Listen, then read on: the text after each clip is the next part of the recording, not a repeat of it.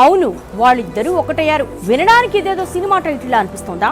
ఇది కూడా దాదాపుగా సినిమా లాంటిదే. మనం మనం పార్వతీపురం అనుకుంటూ ఇద్దరు యుగల గీతాలు పాడుతున్నట్టు చెప్పుకుంటున్నారు స్థానికంగా. 2019 నుంచి ఇప్పటి వరకు మాకు దాదాపుగా పార్వతీపురం సిటీ సరౌండింగ్ లోనే 70 వరకు చెరువులు ఉండేవి. అవి ఇప్పుడు దాదాపుగా 14 అయిపోయినాయి. అంటే ఒక 5 సంవత్సరాల్లో వాటర్ బాడీస్ అన్నింటినీ కప్పి రియల్ ఎస్టేట్ చేసి ఇవన్నిటికీ ప్రత్యక్షంగా గత ఎమ్మెల్యే ఎవరైతే ఉన్నారో ఆయన చేసిన ఈ ఒక దందాకి ప్రత్యక్షంగా ఒక కమిటీ వేయాలని మీ ద్వారా మంత్రి గారిని కోరుతున్నాను. ఇంకా దారుణమైన దౌర్భాగ్యమైన పరిస్థితి ఏంటంటే గత ఎమ్మెల్యే ఎంఆర్ఓ సంతకం కూడా ఆయన పోజరీ చేసి చాలా వరకు చేశారు. అంటే ఇది నాకు తెలిసి రాష్ట్రంలో ఎక్కడా జరగలేదు. ఓన్లీ పార్వతీపురంలో ఎంఆర్ఓ సంతకం పోజరీ చేసి చేసిన ఘనత కూడా వైసీపీ ఎమ్మెల్యేకి ఉంది.